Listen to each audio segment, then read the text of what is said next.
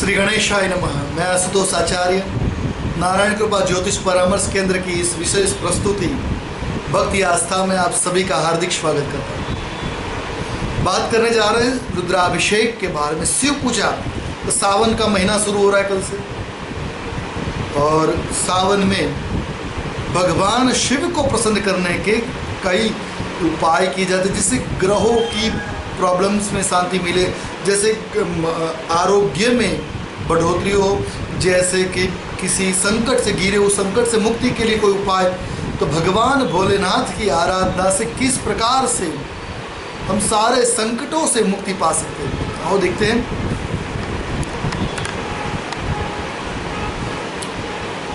सबसे पहले तो पहली बात ये तो नॉर्मली आम साल की वजह से इस साल में थोड़ा डिफरेंट होगा।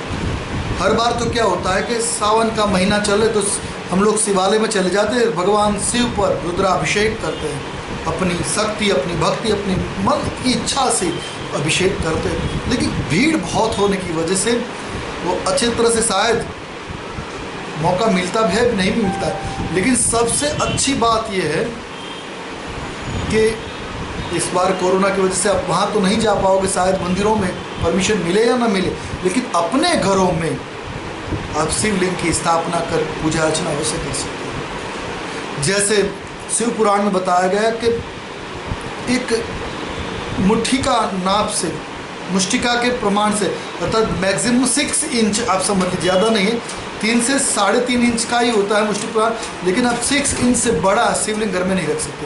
तो 6 इंच जितना शिवलिंग घर में बनाए, पार्थिव शिवलिंग बनाकर भी पूजा अर्चना की जा सकती है। क्योंकि सावन में तो भगवान हर प्रकार से मनोकामना पूर्ण करने वाले भूत भावन ईश्वर है, तो उनकी स्थापना करें। अर्थात घर में है शिवलिंग तो उत्तम है, नहीं है तो आप बाजार से प्रतिमा ले आए और किसी विद्वान से चलित प्रतिष्ठा करा के स्थापित करें।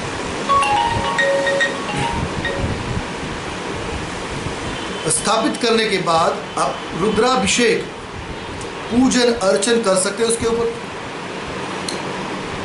शिव जी की पूजा के लिए विशेष सामग्री की तो आवश्यकता रहती नहीं है, लेकिन फिर भी 4-5 ऐसी सामग्रियाँ हैं, जैसे कि विभूति, भस्म हो गई, चंदन, फिर सुगंधित द्रव्य पदार्थ लीजिए, इत्र ले लीजिए, कोई भी सुगंधित पुष्प का, बेलपत्र, पुष्प, जनेऊ, कलावा, ये 4-5 चीज़ें जो है पूजन सामग्री की वो आमतौर पर आवश्यक बनी रहती है।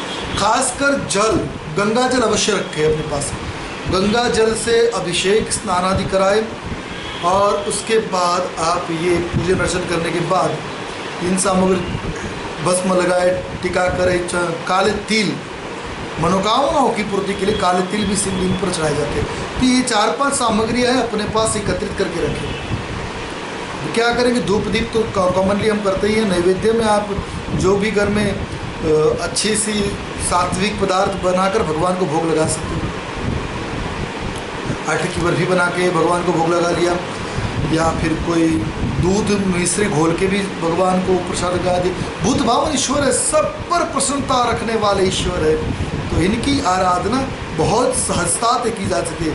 और शास्त्र में कहा भी गया है कि एक शिव ही ऐसे भोले हैं जिनकी आराधना कोई भी व्यक्ति कैसे भी कर ले तब भी वो प्रसन्न हो जाते हैं, इसलिए तुम्हें आशुतोष कहा जाता है। रुद्र अर्थात भूत भावन शिव का अभिषेक का बहुत महत्व है। ये तो 2 प्रकार से पूजन होती है, यज्ञ और अभिषेक। सावन में अभिषेक का बहुत महिमा है, तो भूत भावन ईश्वर रुद्र का अभिषेक का बहुत महिमा है। तो शिव और रुद्र परस्पर एक दूसरे के पर्यायवाची है। जैसे कि शिव शब्द है, उसका अर्थ है कल्याण, और रुद्र का अर्थ रौद्र स्वरूप। तो रौद्रता को शांत करके हमारे जीवन में शिवत्व की प्राप्ति कराए, उसे ही शिव। तो शिव को ही रुद्र कहते हैं, क्योंकि रुतम दुखम द्रावती नाशयती रुद्र, यानी कि भोले नाथ जो है सभी दुखों को नष्ट कर देते हैं। जो भगवान सभी कष्टों का निवारण कर देते हैं, वही तो शिव है, वही तो कल्याण है। और हमारे धर्म ग्रंथों के अनुसार हमारे द्वारा किए गए पाप ही हमारे दुखों का कारण है। तो रुद्रार्चन, रुद्राभिषेक से हमारी जो कुंडली में पाप, कर्म तथा महापातक भी योग होंगे वो भी जल कर भस्मभूत हो जाएंगे। और साधक में शिवत्व का उदय होता है तथा भगवान शिव का आशीर्वाद बना रहता है। तो इसी कामना से आशीर्वाद को प्राप्त करने के लिए आशीर्वाद भक्त को प्राप्त होता है और उनके अभी सभी मनोरथ परिपूर्ण होते हैं। ऐसा कहा भी जाता है कि एकमात्र सदाशिव ही ऐसे देव हैं, रुद्र ही ऐसे हैं जिनकी पूजन करने से सभी देवताओं की पूजा स्वतः हो जाती है। अगर उनकी पूजा ना हो तो कोई भी यज्ञ परिपूर्ण नहीं होता है। तो रुद्र की पूजा, शिव की पूजा से सारे मनोकामनाएं पूर्ण हो जाती है। स्वहृदयोपनिषद में, शिव हृदयोपनिषद में और रुद्रोपनिषद में शिव के बारे में कहा गया है कि सर्वदेवात्मको रुद्र सर्वदेवा शिवात्मका, अर्थात सभी देवों के युक्त शिव है और शिव के युक्त ही सभी देव है। अर्थात शिव से ही सारे देवता है और सारे देवता शिव में ही निहित है। सभी देवताओं की आत्मा में रुद्र उपस्थित और सभी देवता रुद्र की आत्मा है। हमारे शास्त्रों में विविध कामनाओं की पूर्ति के लिए रुद्राभिषेक के पूजन के निमित्त अनेक द्रव्यों पूजन सामग्री को बताया गया है।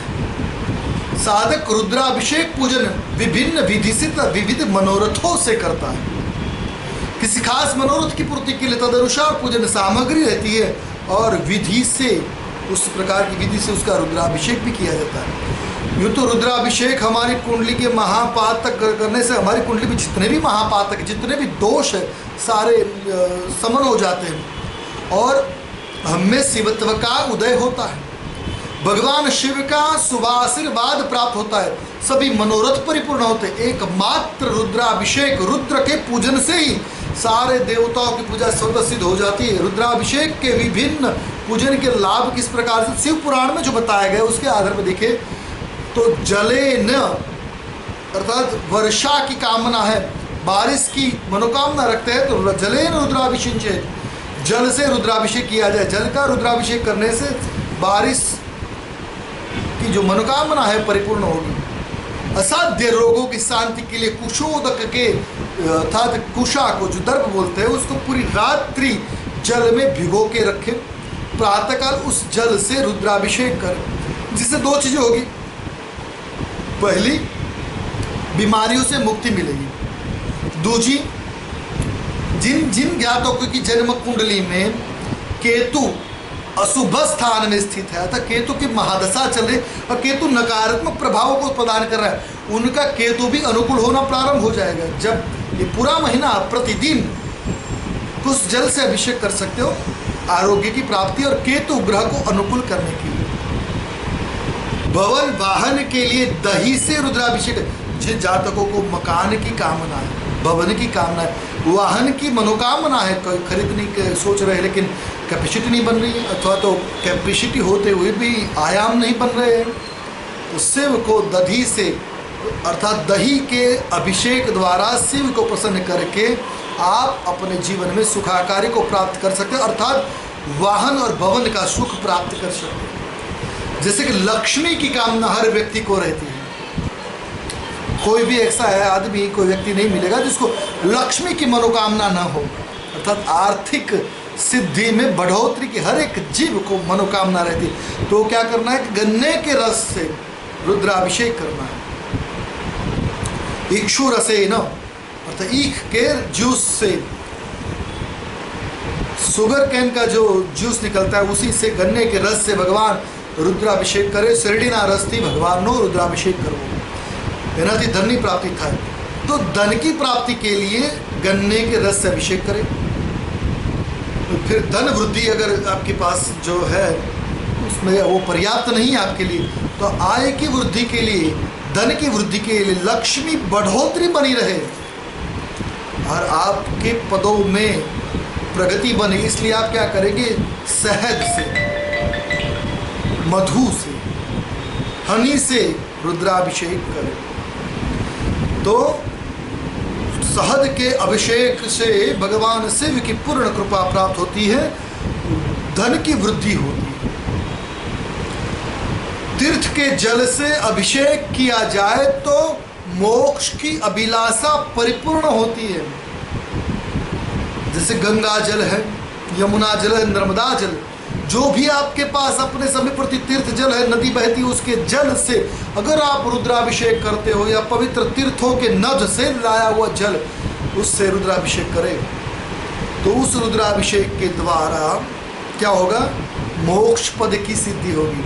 अब कई बार क्या होता है कि गंगा किनारे यूपी में रहते हो तो पॉसिबल है आप गंगा जल से नित्य अभिषेक करें, लेकिन दूर दराज के देश के गांव में रहते हैं, गंगा जल की अपने जो बॉटलें मिलती है शुद्धता की कोई गारंटी नहीं रहती, लेकिन फिर भी विश्वास से हम खरीद के अर्चन करते। तो क्या करना है, थोड़ा सा गंगा जल एक पात्र में, भगोने में या किसी बाल्टी में जो शुद्ध हो, उसमें पहले गंगा जल थोड़ा डाल दे, बाद में जल की पूर्ति कर दे। गंगा में मिश्रित हुआ जल सारा गंगा जल हो जाएगा, और इसी प्रकार से उस तीर्थ जल से आप रुद्राभिषेक करिए, आपके मनोकामनाएं पूर्ण होगी, आपका मोक्ष पद जो है वो क्लियर होगा, आपको मोक्ष पद की प्राप्ति निश्चित प्राप्त होगी। अब बीमारियां कई प्रकार इस प्रकार से भी होती, बीमारियों की शांति के लिए एक तो हमने बताया था आपको कुश जल का अभिषेक, दूसरा होता है इत्र से अभिषेक, इत्र वाले जल से, इत्र मिले जल से अभिषेक करें, जिससे कि बीमारियां स्वतः नष्ट होती हैं। इत्र भी कौन सा ले, तो चंदन शिव जी के लिए महज थोड़ी खुशबू वाले इत्र बहुत लाभ कर देते, जैसे कि चंदक, बेलपत्र की खुशबू वाला है, जैसे पुष्पराग है, जैसे ये अपना कमल है, चंदन, तो ये सर्वोत्तम रहते हैं। केवड़ा का अत्तर शिवलिंग पर केवड़ा त्रीज के दिन ही अर्पित करें, बाकी सामान्य दिनों में ना अर्पित करें। गुलाब जल है, ऐसे सारे सुगंधित पदार्थों से आप रुद्राभिषेक करें, तेल मतलब कि इत्र से मिले जल से, जिससे आपके जीवन में जो बीमारियां चल रही उसमें से मुक्ति मिलेगी, राहत का आप अनुभव कर सकते हैं। पुत्र प्राप्ति की अगर मनोकामना रहती है, संतान में पुत्र प्राप्ति की, तो आप पाए गोदुग्धेन, गाय के दूध से रुद्राभिषेक करें, आपको निश्चित ही पुत्र प्राप्ति होगी। क्या करना है ये प्रयोग हम बता देते, पूरे 54 दिन तक, आज से लेके पूरे 54 दिन तक आप प्रतिदिन आप नमस्ते रुद्रमन्यव वाला जो 5वां अध्याय है रुद्रिका, उससे सुनते हुए ब्राह्मण के द्वारा श्रवण करके आप रुद्राभिषेक घर में गौदुग्धेन, बिना जल मिले केवल गौदुग्धेन, अकेले गाय के दूध से ही 54 दिन तक अभिषेक करें, निश्चित ही पुत्र संतान प्राप्ति के अवसर प्राप्त होगी। और जो काकबंदियाँ होती हैं, जिनके बच्चे पैदा होकर मर जाते हैं, तो वैसे लोग वैसे भी अपने घर में रुद्राभिषेक गोदुग्ध से, यदि संतान उत्पन्न होकर मृत पैदा हो तो गोदुग्ध से रुद्राभिषेक करने से संतान सुख में स्थिरता, स्थायित्वता प्रदान होती है, और ईश्वर शिव की कृपा से दीर्घायुष्य, क्योंकि शिव तो मृत्यु के देव माना जाता है, साक्षात विनाश के देव है, तो विनाश को रोक के आपके जीवन में सुखाकारी प्रदान कर सकते हैं। रुद्राभिषेक से योग्यता विद्वान संतान की भी प्राप्ति की जा सकती है। उसके लिए क्या करना है, गौ दुग्ध में मिश्री घोल के आपको रुद्राभिषेक करना है, जिससे विद्वान संतान की प्राप्ति हो सके। 108 दिन लगातार रुद्राभिषेक करें, निश्चित आपके यहाँ विद्वान संतान जन्म लेगी। अर्थात कई लोगों के जैसे मन संस्कार हो चुके, संतान का अवतरण होना बाकी है, तो वो पेरेंट्स, श्रावण महीना चल रहा है, अपने संतान की सुखाकर उसकी विद्वत्ता के लिए प्रयोग कर सकते हैं। गौ दुग्ध में थोड़ी मिश्री घोल के रुद्राभिषेक करें, लेकिन हाँ एक बात का ध्यान रखना, जब दूध का अभिषेक करें तो तांबे के पात्र में भर के ना करें, बस उतना ध्यान रखें, क्योंकि तांबे में दूध विष तुल्य प्रदान फल देता है, इसलिए विष का अभिषेक नहीं करना है। अब जब ज्वर की शांति, बीमारी चल रही, बुखार चले, बुखार उतरने का नाम नहीं रहा है, तो ऐसी अवस्था में दवाई तो चली रही है, लेकिन साथ ही साथ आप शीतल जल से अर्थात गंगा जल से या किसी भी जल से अभिषेक करें, तुरंत लाभान्वित होंगे। तो शीतल जले न अभिषेक करने से, शीत जल थोड़ा ठंडा पानी लेके उससे अभिषेक करेंगे, मटके में पानी रखे, शुद्ध मटके में पानी रखे ओवरनाइट, और उसी जल से अभिषेक करें तो ज्वर शांति अवश्य होगी। सहस्त्र नाम अर्चन के साथ उच्चारण करते हुए घृत की धारा से अभिषेक करे तो वंश की वृद्धि होती है। कन्याओं के बाद संतान पुत्र नहीं होता तो वो गौ घृत से, गाय के घी से शिव सहस्त्र नाम स्तोत्र का उच्चारण करते हुए जिधारा करे, निश्चित ही पुत्र संतान प्राप्त होगी, वो वंशधर होगा, आपके वंश की वृद्धि कराएगा। प्रमेह रोग की शांति के दुग्धाभिषेक से शांति हो सकती है। शक्कर मिले दूध के अभिषेक से जड़ बुद्धि वाला भी विद्वान हो जाता है। तो इसलिए बताया कि जिन लोगों के यहाँ सीमंतो संस्कार हो चुका है तो वैसे व्यक्ति अपने संतान की बुद्धिमत्ता को जागृत करने के लिए, आने वाले उसके बौद्धि के लिए आप दुग्ध और मिश्री घोल, दूध में, गाय के दूध में मिश्री घोल के उसका रुद्राभिषेक करें, निश्चित जड़त्व बुद्धि खत्म हो जाएगी, विद्वान ही आपके यहाँ पैदा हो गया उत्तर योग। सरसों के तेल के रुद्राभिषेक अगर किया जाए तो शत्रुओं का शमन होता है। जैसे कई लोगों के शत्रु पीड़ा रहती है, कई प्रकार के मनोरथों की पूर्ति के लिए विघ्न आ जाते हैं। अगल बगल में भी कई लोग ऐसे होते हैं कि जो आपको हमेशा परेशान करने में ही खुश रहते हैं, तो उन सभी की आपको परेशान ना करे, वो शांत रहे, इसलिए सरसों के तेल से रुद्राभिषेक अगर किया जाता है तो शत्रु शमन होता है, शत्रु पीड़ा से निवृत्ति मिलती है। शहद के अभिषेक के द्वारा यक्ष्मा तपेदिक दूर होता है, यक्ष्मा आदि मतलब कि टीबी वगैरह जो बीमारियाँ उसमें भी राहत मिलती है। धन की वृद्धि तो होती ही होती है। जीर्णत्व, जो भी चीज़ें जीर्ण हो रही उन सभी चीज़ों में आपको राहत होगी। गौ दुग्ध और घी से अभिषेक करने पर आरोग्यता तो प्रदान होगी और पुष्टिवर्धता, शरीर में पुष्टि की बढ़ोतरी होगी। जो दुबले पतले रहते हैं, कई दवाइयाँ करने के बावजूद उनके देह में पौष्टिकता नहीं आती है, तो पुष्टिवर्धन के लिए गोदुग्ध में गोघृत मिलाकर रुद्राभिषेक करें। पुत्र की कामना वाले व्यक्ति को शक्कर मिश्रित जल से भी अभिषेक करने से लाभ मिलता है। ऐसे तो अभिषेक साधारण रूप से जल से ही होता है, लेकिन मनोकामनाओं की इच्छा से विभिन्न विभिन्न प्रकार से रुद्राभिषेक कर सकते हैं। विशेष अवसर पर सोमवार के दिन, पूरे सोमवार सावन में आप कभी भी किसी भी दिन रुद्राभिषेक कर सकते हो, लेकिन जैसे कि सावन का महीना है तो सबसे उत्तम सावन में चलते हैं सोमवार। तो सोमवार के दिन अवसर पर या प्रदोष या शिवरात्रि आदि पर्व के दिनों में मंत्र, गोदुग्ध या अन्य दूध मिलाकर केवल दूध से भी अभिषेक किया जाता है, जिससे मनोकामनाएं परिपूर्ण होती है, जीवन सुखाकारी बनी रहती है। विशेष पूजा में दूध, दही, घृत, शहद और शर्करा से अलग अलग पृथक पृथक सभी को क्या करना है, ये पंचामृत है। गाय का दूध, गाय का घी, शहद, मधु, शर्करा और कहा जाता है ये हो गया गाय, पहले हो गया गौ दुग्ध, दही, गाय का दूध से बना दही, इन पांचों चीज़ों से अभिषेक करना है। तो 5 प्रकार के जो जीवन में प्रसिद्ध क्या है कि दूध से चारित्र का निर्माण होता है और मनोकामनाएं पूर्ण होती, जड़त्व निवृत्ति होती है। दही से स्थिरता, स्टेबिलिटी, जो लोग सुखाकारी मिलती है, जैसे भवन सुख, वाहन सुख की प्राप्ति, स्थिरता अपने पद पे, अपने पद का जिसे डर लगता है जॉब चले जाने का या कार्य क्षेत्र में स्थिरता न बनने का, वो लोग दही से रुद्राभिषेक कर तो स्थिरता बनी रहती है। मध से अभिषेक, शहद से अभिषेक करने से आर्थिक सिद्धि मिलती है। तो साथ ही साथ घी से पुष्टिवर्धन होता है, आरोग्यता की प्राप्ति होती है। और इक्षु रसेन अर्थात गन्ने के रस से या शर्करा से अभिषेक करने से मनोकामनाओं की पूर्ति होती है और लक्ष्मी वृद्धि होती है, रोजी रोटी भी मिलती है, अर्थात नौकरी के योग भी अनुसार भी बन जाते हैं। तो क्या करना है कि 5 द्रव्य अलग लेने हैं और एकत्रित भी एक कटोरी में करना है। तो 6 प्रकार के पात्रों को सभी से पृथक पृथक अभिषेक करें और सारे प्रकार के मनोकामनाओं का पूर्ण कर सकते हैं। जैसे कि क्या है कि विशेष में दूध है, दही है, घृत, शक्कर अलग अलग मिलाकर से भी अभिषेक करने से तंत्रों में रोग निवारण है। तो विभिन्न वस्तुओं से अभिषेक करने का विधान भी बताया गया तंत्र शास्त्रों में, रुद्रामल आदि तंत्रों में।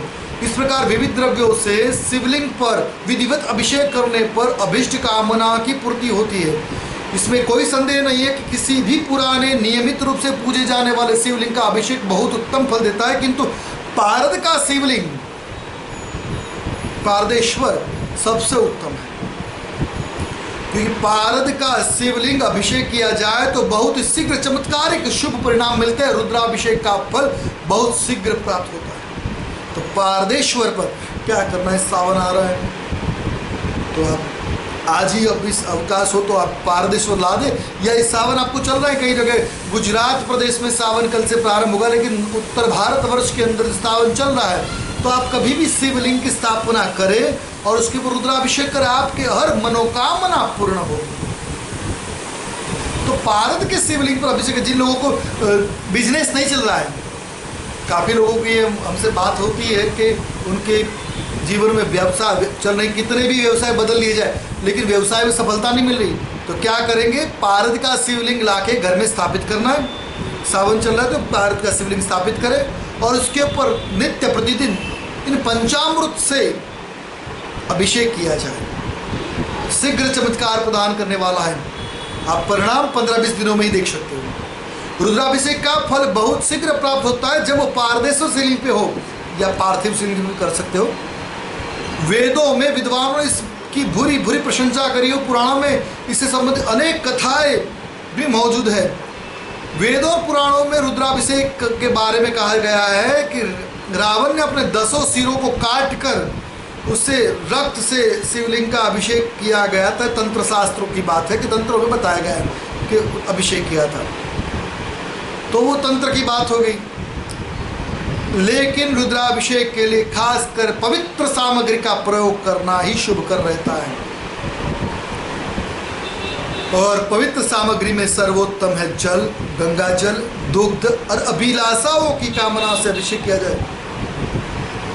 काल, अब क्या करें, जिन लोगों की कुंडली में काल सर्प बना है, गृह में कलेश बना रहता है, व्यापार में नुकसान पर नुकसान आ रहा है, शिक्षा में रुकावटें आ रही है, सभी कार्य बाधाओं से ग्रसित है, उन बाधाओं को दूर करने के लिए रुद्राभिषेक अपने अभिष्ट सिद्धि के लिए फलदायक रहते हैं। लेकिन संकल्प करना आवश्यक है कि इस हेतु से आप रुद्राभिषेक कर रहे हैं। ज्योतिर्लिंग क्षेत्र, तीर्थ स्थान तथा शिवरात्रि, प्रदोष, श्रावण के सोमवार आदि पर्वों में शिववास का विचार किए बिना ही रुद्राभिषेक किया जाता है। नॉर्मली क्या है कि शिववास को देख के आप शिव की पूजा कर जाती है, लेकिन जब सावन का महीना चल रहा है तो इसमें कुछ देखना है, पूरा शिववास ही है। किसी भी दिन किसी भी समय आप रुद्राभिषेक प्रारंभ करें। वस्तु शिवलिंग का अभिषेक आशुतोष शिव को शीघ्र प्रसन्नता करने वाला है और उनको प्रसन्न करके उनकी कृपा को प्राप्त करने के लिए आपको उनकी कृपा का प्राप्त बना देता है रुद्राभिषेक। सारी समस्या से तो समाप्त हो जाती है। अतः हम यह कह सकते हैं कि रुद्राभिषेक से मनुष्य के सारे पाप ताप धुल जाते हैं। स्वयं सृष्टिकर्ता ब्रह्मा भी कहते हैं कि जब हम अभिषेक करते हैं तो स्वयं महादेव साक्षात उस अभिषेक को ग्रहण करते हैं। संसार में ऐसी कोई वस्तु वैभव नहीं है जो हमें रुद्राभिषेक करने या करवाने से प्राप्त नहीं हो सकती है। अर्थात सारे प्रकार के मनोकामनाएं रुद्र की पूजा से, शिवलिंग पर रुद्राभिषेक करने से परिपूर्ण होती है। और खासकर स्तोत्र की बात करें, आपको अगर आता है तो रुद्राभिषेक रुद्रपाठ से अगर किया जाए, रुद्राष्टाध्याय से किया जाए तो सर्वोत्तम। और ब्राह्मणों के लिए तो रुद्राष्टाध्याय से ही अभिषेक होना चाहिए।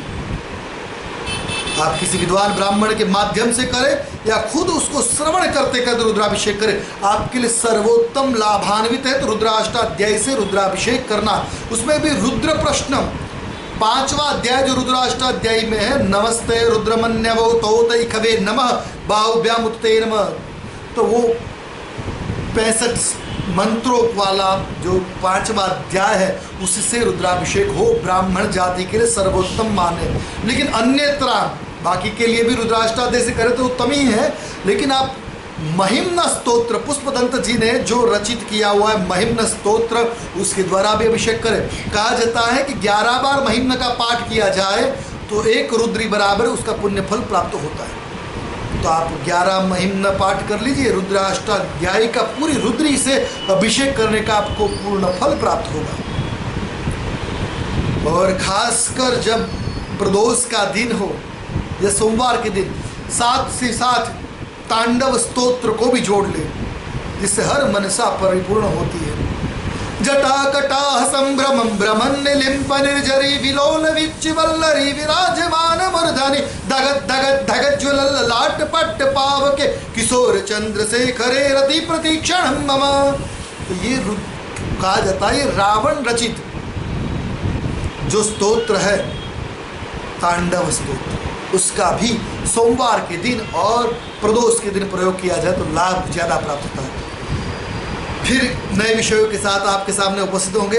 अभी तो श्रावण के अंदर आप शिव भक्ति में लीन हो जाइए और ऐसे ही कई नए विषयों के साथ आपसे जुड़ेंगे फिर।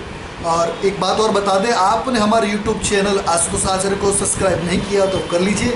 सारे कई विषयों की वास्तु, ज्योतिष, संस्कृति, सभी विषयों की जो सटीक जानकारी हम दे सकते हैं वो देने का प्रयत्न किया है। तो ऐसे ही विषयों की जानकारी आप प्राप्त कर सकते हैं। कल फिर मिलते हैं, तब तक के लिए हमें आशुतोष आचार्य को अवकाश प्रदान करें। कल यही समय रहेगा 7 साढ़े 7 के करीब। जय भवानी।